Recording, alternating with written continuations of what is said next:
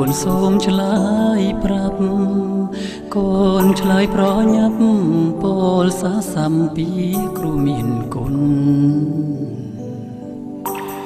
គ្រូតែងតែពន្យល់អប់រំគុណគ្រូធំខ្ពស់ហួសជាងភ្នំគង់លើលន់នៅលើលោកាគ្រូតែងតែសន្លងមេត្តាដល់ក្តីករុណា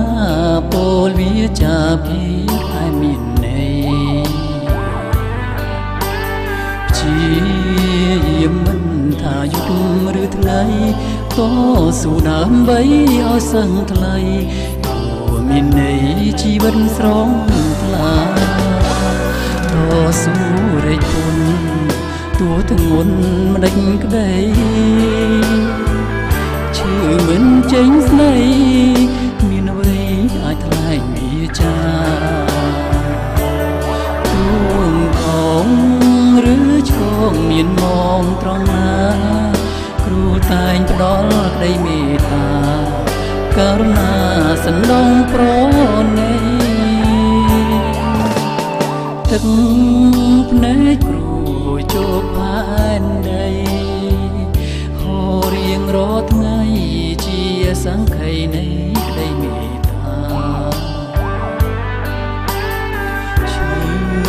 ឬជាដួងចិត្តសោកាគ្រូតែងតែអប់រំរាំងសាក្រុមចិន្តាក៏មិនហាស្ដី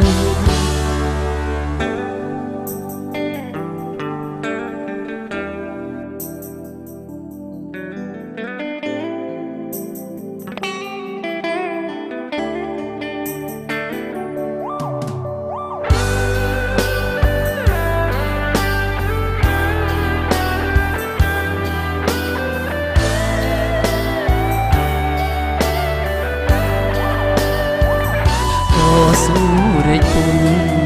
ទួទាំងមុនមិនដេចក្តី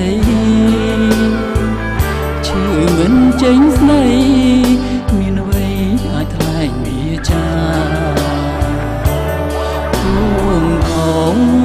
ឬឆ្កងមានមកត្រង់ណាគ្រូតែងផ្ដល់ក្តីមេត្តាករុណាសណ្ដងប្រណីទឹកភ្នែកគ្រូជោគផែនដីហូររៀងរាល់ថ្ងៃជាសង្ខ័យនៃក្តីមេត្តាឈឺឬជាដួងចិត្តសោកាគ្រូតែងតែអប់រំរាំងសាក្រុមចិន្តាក៏មិនហា